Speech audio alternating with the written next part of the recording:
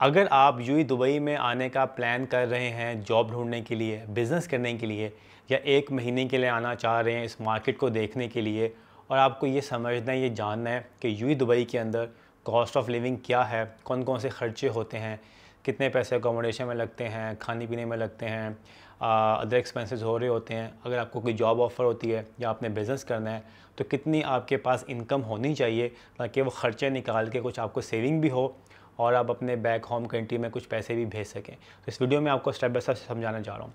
Don't forget to subscribe, like button. सबसे पहले अगर आप यूएई दुबई में आने का प्लान कर रहे हैं तो ऑब्वियसली बात है, पहला खर्चा क्या है, आपने वीज़ा लेना है, आपने टिकट लेनी है। चलें, आपने वीज़ा ले लिया जो 1 मंथ का है, वो 500 दिरहम में आ जाता है। टिकट भी आपने 1200 दिरहम की ले ली, रिटर्न टिकट। आप यूएई दुबई में आ गए। अब दुबई में आके आपने अब ये देखना है कि मुझे किस तरह से कैलकुलेशंस करनी है अपने ख़र्चों की, एक्सपेंसेस की। सबसे पहले क्या आपको जगह चाहिए रहने के लिए, जो अकोमोडेशन है। अकोमोडेशन का एक्सपेंस जो है वो आपको कम से कम अपने माइंड में 500 से लेके 1500 दिरहम्स के करीब रखना है। अब इसमें डिपेंड करता है कि अगर आपने बेड स्पेस लेनी है या आपने एक अलग से अपना रूम लेना है, तो वो डिपेंड करेगा उसके ऊपर। अब मिनिमम भी अगर आप दुबई के कुछ एरियाज़ में जाते हैं, रीगा लेरा इस साइड पे, तो आपको 800 दिरहम, 600 से 800 दिरहम की एक बेड स्पेस मिलती है। अब बेड स्पेस का मतलब क्या है कि वो बंकर्स लगे होते हैं। अब फॉर एग्जांपल एक रूम में 4 से 5 लोग होंगे और आपको उसका अकोमोडेशन का मंथली बेसिस पे 800 देना है। तो पहले ख़र्चा क्या हो गया, 800 दिरहम। सेकंड एक्सपेंस आपका क्या होगा, खाना। आपने खाना खाना है, आपने फ़ूड खाना है, तो फ़ूड का भी आपको एटलीस्ट महीने का 900 दिरहम्स अपने माइंड में रखना है। सिंपल से एग्जांपल ले लेते हैं, अगर आप 10 दिरहम भी एक मील का खाते हैं तो 20 दिरहम हो गया आपके पूरे दिन के। तो 20 को आप मल्टीप्लाई कर दें 30 से, तो ये आपका 600 दिरहम तो ये हो गया। कुछ अच्छा खा लें तो 800, 900, 1000 दिरहम तक भी आपका जा सकता है। तो फूड का आपने मिनिमम जो है ना अपने माइंड में 800, 600 से लेके 1000 के दरमियान या आपने ख़र्चा अपने माइंड में रख लेना है। अकोमोडेशन भी होगी, आपका फ़ूड भी हो गया। अब हम आते हैं ट्रांसपोर्टेशन पे। टैक्सी यहाँ बहुत महंगी है तो वो आप अफोर्ड नहीं कर पाएंगे।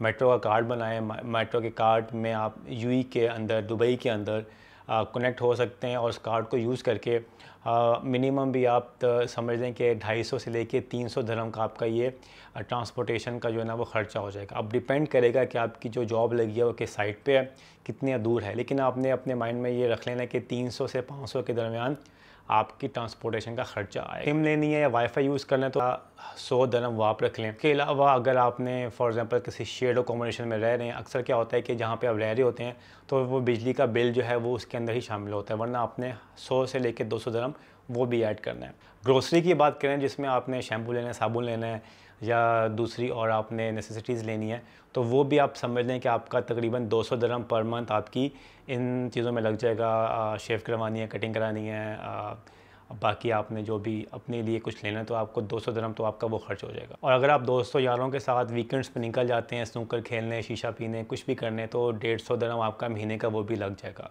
फिर अगर आपकी इंश्योरेंस नहीं हुई तो आपको इंश्योरेंस भी खुद से करवानी पड़ती है, वो भी 300 दिरहम में आपकी इंश्योरेंस हो जाती है। इन सबको हम अगर ऐड करें तो ऑन एवरेज आपका 2000 से लेके 3500 दिरहम का खर्चा है एक बंदे का। ये मैं दुबई में बात कर रहा हूँ। अगर आपकी दुबई में आपने रहना है, दुबई में जॉब करनी है, इन सबको हम कैलकुलेट करें तो 800 दिरहम आपकी होगी अकोमोडेशन, 900 दिरहम का आपका फ़ूड हो गया, एटलीस्ट 300 दिरहम की ट्रांसपोर्टेशन होगी, बाकी खर्चे सारे ऐड करके मिनिमम भी 2500 दिरहम्स आपको चाहिए अपने ख़र्चे पूरे करने के लिए।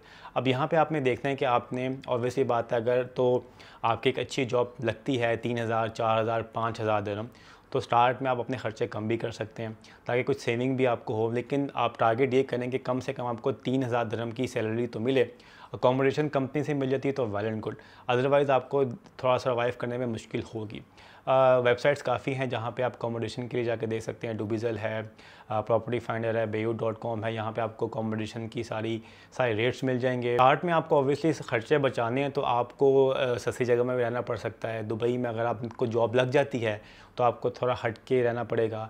अगर तो आप शारजा की तरफ आएँ तो शारजा में क्योंकि ट्रैफिक होती है, आने जाने का मसला होता है, तो आपको कम से कम 2 से 3 घंटे ट्रैवलिंग में लगेंगे, तो आपकी कॉस्ट सेव हो सकती है। क्योंकि शारजा में आपकी अकोमोडेशन भी सस्ती है, खाना भी सस्ता है, बाकी चीज़ें भी सस्ती हैं, तो आप कम से कम 500 से लेके 1000 दिरहम सेव कर सकते हैं। सो अकोमोडेशन आपको चाहिए, आप BU.com में जाके देख लें, आप डुबिज़ल में देख लें, जाके प्रॉपर्टी फाइंडर में जाके देख लें। आपको प्रॉपर्टीज़ वाइज जो आपके रूम्स हैं, बेड स्पेस है, सिंगल रूम है, स्टूडियो अपार्टमेंट है, 1 बेड 2 बेड की सारी आपको कॉस्ट आ जाएगी। बाकी आपको मैंने मोटी मोटी सारे एक्सपेंसेस बता दिए। ये जो खर्चे मैंने आपको बताए ये एक बंदे के लिए हैं। एक इंडिविजुअल बंदा अगर यूएई दुबई में आता है जॉब ढूंढने के लिए या बिज़नेस के लिए, या वो 1 महीने के लिए सर्वाइव करना चाहता है, तो एटलीस्ट उसके पास 2500 से लेके 3000 दिरहम होना चाहिए। हाँ, अगर तो आप यहाँ पे आए हैं घूमने के लिए और आपको फिर उस लिहाज से अपने आप को अपना टारगेट जो है ना बजट का वो सेट करना है। ऑब्वियसली बात है, अगर आप घूमने आ रहे होंगे तो आप अच्छे होटल में स्टे कर सकते हैं, जहाँ पे पर डे का मिनिमम 200 दिरहम पर डे का आपको रेंट पड़ता है, तो वो सारे खर्चे अलग हैं। लेकिन अगर आप जॉब के लिए आ रहे हैं, बिज़नेस के लिए आ रहे हैं, 1 महीने का स्टे करने के लिए आ रहे हैं, तो ऑब्वियसली बात है आपको कॉस्ट कटिंग भी करनी है।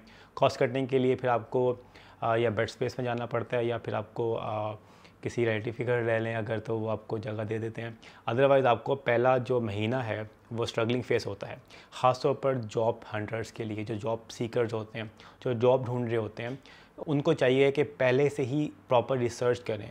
टिकट होगी, आपको मैंने बताया है, वीज़ा हो गया, आपकी ये जो आपके कॉस्ट ऑफ लिविंग के एक्सपेंसेस हैं ये आप ऐड कर लें। फिर आपके पास कुछ सेविंग होनी चाहिए एक्स्ट्रा, ताकि कोई प्रॉब्लम आती है तो आपके पास पैसे हों। इन केस अगर आपने एक्सटेंड करवाना है visa with in UAE extend भी हो जाता है, या अगर आपने क्या कहते हैं किसी और जगह में जाना है, अबू धाबी दुबई से भी एक्सपेंसिव है। सो कोशिश ये करें कम से कम खर्चा करें। स्टार्ट में जॉब ढूंढने आ रहे हैं, 1 महीने का वीज़ा लेके आएँ या 2 महीने का वीज़ा लेके आएँ। 1 महीने की जो कॉस्ट है वीज़े की आपको मैंने बताया वो 500 दिरहम है। 2 महीने की तकरीबन आपको 1200-1300 दिरहम में आपका 2 महीने का वीज़ा मिल जाता है। टिकट भी आपको 1200 से लेके 1500 दिरहम्स में मिल जाती है। फिर जो आपको मैंने कॉस्ट ऑफ लिविंग का खर्चा बताया, ये आप अपने माइंड में रखना है। सो ये आप पे डिपेंड करता है कि आपका टारगेट क्या है। जॉब ढूंढने के लिए आ रहे हैं, उस तरह से अपना प्लान करें। बिज़नेस करने के लिए आए हैं तो उस तरह से अपना प्लान करें। आज मैंने आपको बताया है कि अगर एक बंदे की पॉइंट ऑफ व्यू से कि अगर वो जॉब ढूंढने आता है, 1 महीने के लिए यहाँ पे रहने के लिए आता है, इस कंट्री को देखने के लिए, बिज़नेस को समझने के लिए या जॉब हंट करने के लिए, तो 1 महीने का उसको इतना टारगेट अपने माइंड में रखते हैं।